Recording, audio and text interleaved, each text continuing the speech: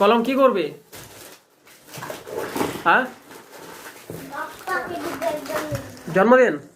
কার জন্মদিন? শোন শোন সুরজিৎ শোন, বাপ্পা জন্মদিন কি খাবে? ওদের ঘরে কি করেছে খাবার জানি না তো।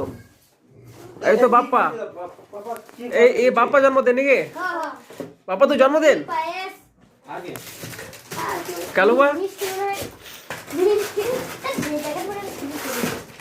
তোরা তাহলে সবাই যাবে নাকি? বাপ্পা দেখা যাবে নাকি আজকে সবাই?